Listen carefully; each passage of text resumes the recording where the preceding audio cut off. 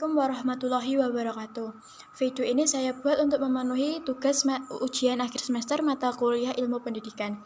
Saya akan mempresentasikan dengan tema aliran-aliran dalam pendidikan. Dengan 6 analisa yaitu meliputi what, where, when, why, who, dan who. Oke, langsung saja dengan analisa yang pertama yaitu apa yang dimaksud aliran dalam pendidikan. Aliran dalam pendidikan adalah pemikiran-pemikiran yang membawa pembaharuan dalam dunia pendidikan.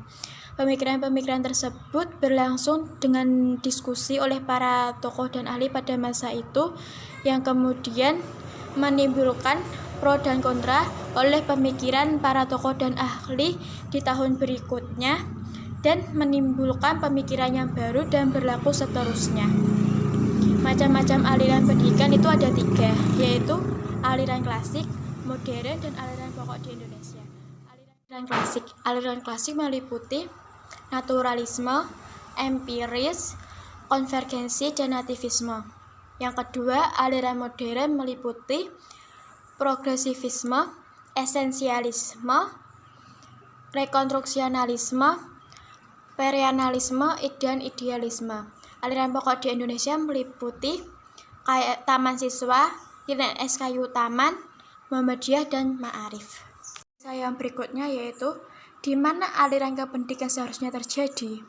Aliran kependidikan lebih tepat bila diterapkan pada pendidikan formal, karena hal itu akan dapat memudahkan dalam menyusun setiap strategi pembelajaran dan membantu untuk meluasnya jejaringan pada kurikulum pendidikan.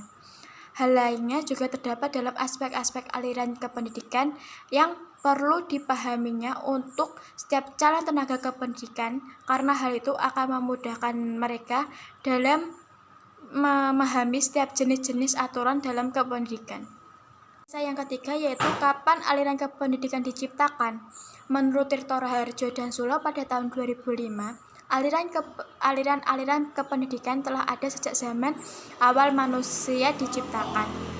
Mereka dihadapkan atau mengalami tantangan pada generasi berikutnya yang memerlukan kependidikan yang lebih baik dari orang tuanya. Sedangkan menurut kepustakaan, aliran-aliran kependidikan telah ada sejak zaman Yunani kuno hingga sampai saat ini. Yang kemudian dikenal dengan istilah rumpun yaitu aliran klasik dan aliran baru. Aliran tersebut sampai saat ini masih diperlukan atau digunakan oleh lembaga pendidikan dengan menyesuaikan oleh perkembangan zaman kependidikan saat ini. Analisa yang keempat yaitu siapakah tokoh atau pelopor dalam aliran pendidikan.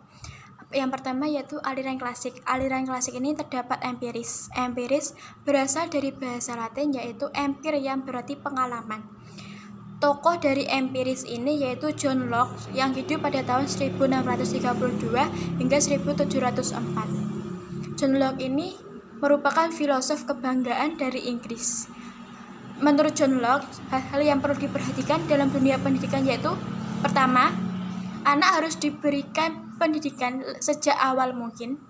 Yang kedua, latihan dan kebiasaan dari anak ini lebih utama daripada peraturan, perintah, dan menyuruh ataupun nasihat.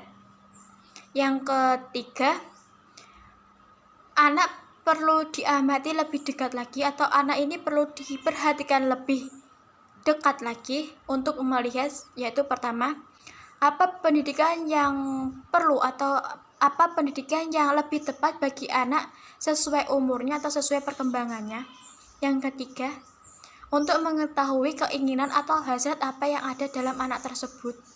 Yang ketiga, anak harus mengetahui kecenderungan untuk mengikuti perintah orang tua tanpa mengganggu semangat ataupun motivasi dari anak tersebut. Yang keempat, anak harus dianggap sebagai makhluk rasional. Rasional ini yaitu anak harus diberikan atau dibiasakan untuk memberikan sebuah alasan dari apa yang mereka tuntut atau dari apa yang mereka inginkan. Yang kelima, pembelajaran di sekolah jangan sampai menjadi beban bagi anak tersebut. Dari aliran klasik ini yang kedua yaitu nativisme. Nativisme berasal dari bahasa Latin yaitu nativis yang berarti terlahir. Tokoh dari nativisme yaitu Schopenhauer, yaitu filosof dari Jerman yang hidup pada tahun 1788 hingga 1880. Schopenhauer ini berpendapat bahwa pendidikan yaitu hasil akhir dari pertumbuhan atau perkembangan seorang anak dari pembawaannya sejak lahir. Dan pembawaan ini akan menentukan hasil akhir yaitu baik atau buruknya. Yang ketiga dari aliran klasik ini yaitu naturalisme. Naturalisme ini merupakan aliran yang menerima semua realitas dari dunia fisik yang dapat dilihat oleh manusia atau sampai pada sistem fenomena totalitas dari ruang dan waktu. Pelopor dari naturalisme ini yaitu Jean-Jacques Rousseau, yang beliau berpendapat bahwa semua anak ini terlahir baik di tangan Sang Pencipta, namun pada akhirnya mereka bersifat buruk ataupun rusak pada saat di tangan manusia karena kurangnya perhatian dari manusia ini. Terakhir dari aliran klasik ini yaitu konvergensi. Konvergensi ini dipelopori oleh William Strauss yang hidup pada tahun 1871 hingga 1930. William Strauss ini seorang filosof dari Jerman yang ia berpendapat bahwa seorang anak telah lahir sejak di dunia ini membawa pembawaan yaitu baik ataupun buruk, yang kemudian pada pertumbuhannya akan menentukan atau memilih dari dua sifat tersebut. Aliran modern ini meliputi progresivisme. Menurut aliran progresivisme, kebebasan seorang anak atau kemerdekaan seorang anak sangat diutamakan guna untuk membantu kebaikan seorang anak baik secara fisik ataupun cara berpikirnya, yang bertujuan untuk membantu menggali atau mengembangkan bakat minat seorang anak yang terpendam tanpa terhambat oleh rintangan yang dibuat oleh orang lain. Tokoh dari progresivisme ini yaitu William James, terus George Santayana, Hans Ferdinand Schiller, dan John Dewey. Berikutnya yaitu aliran esensialisme. Aliran esensialisme ini memandang bahwa pendidikan harus mempunyai pijakan atau pondasi yang memiliki kejelasan dan tahan lama, guna untuk memberikan stabilitas dan nilai-nilai terpilih yang mempunyai tata letak yang jelas. Tokohnya yaitu Immanuel Kant. Dari aliran modern ini yaitu aliran perennialisme. Aliran perennialisme ini memandang bahwa pendidikan merupakan proses pengembalian atau proses jalan kembalinya dari keadaan semula.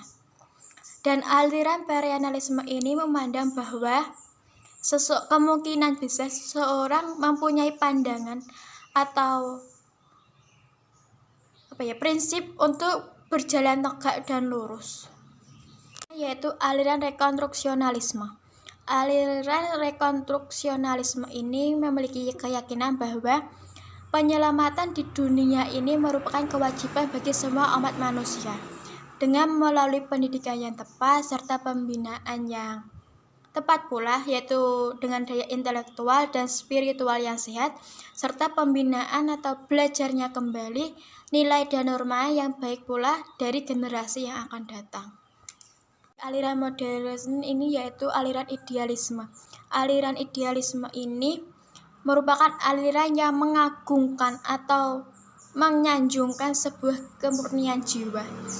Aliran ide ini memandang dan menganggap bahwa yang nyata adalah ide.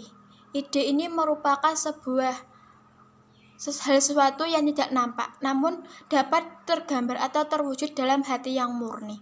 Tokohnya yaitu Plato yang hidup pada tahun 427 hingga 374 sebelum Masehi. Aliran pokok di Indonesia yang akan saya jelaskan ini hanya ada dua, yaitu pendidikan taman siswa dan pendidikan INS Kayu Taman.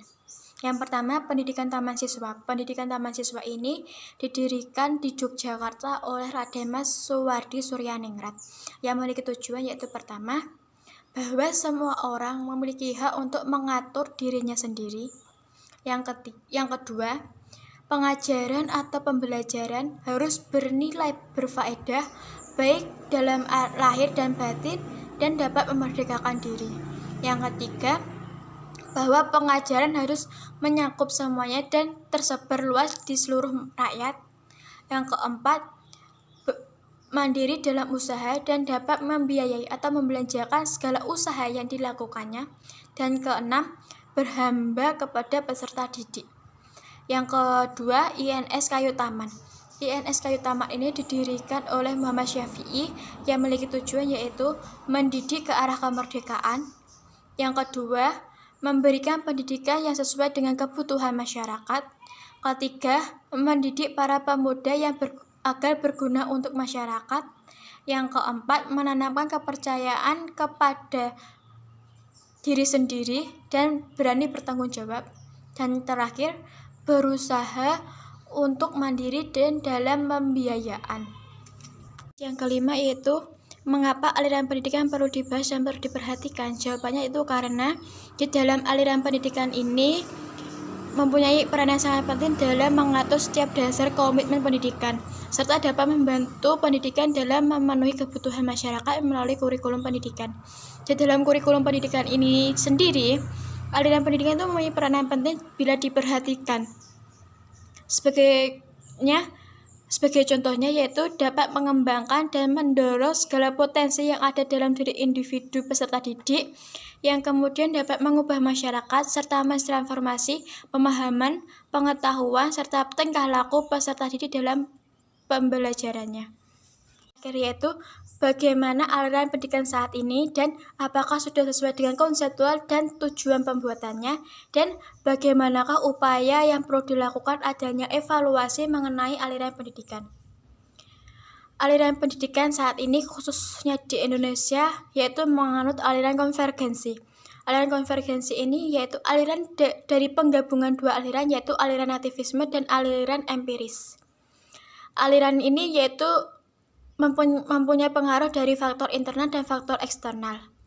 Namun pada saat ini di Indonesia sendiri belum ada persentase yang menunjukkan bahwa hasil dari dua penggabungan aliran tersebut, sehingga masih jauh dikatakan dari konseptual aliran konvergensi.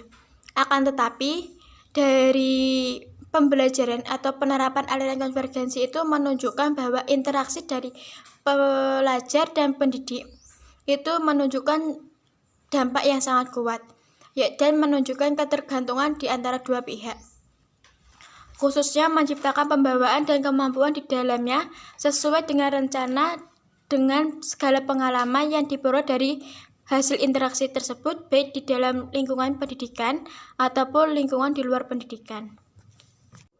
Berikutnya, sebagai upaya pengevaluasi dari hal tersebut, yaitu sebagai pendidik atau sebagai orang tua, kita tidak boleh menganggap mereka atau peserta didik itu sebagai makhluk pasif. Namun, kita menganggap mereka sebagai makhluk yang interaktif, aktif, dan mampu mengeksplorasi ataupun mengeksplorasi segala potensi yang ada dalam dirinya.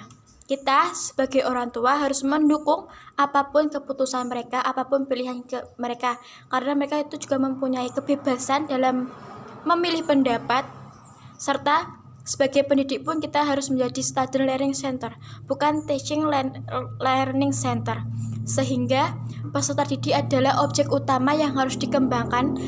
Peserta didik itu sebagai objek yang harus diperhatikan dan bukan malah dibimbing dan menemukan potensi yang ada dalam dirinya.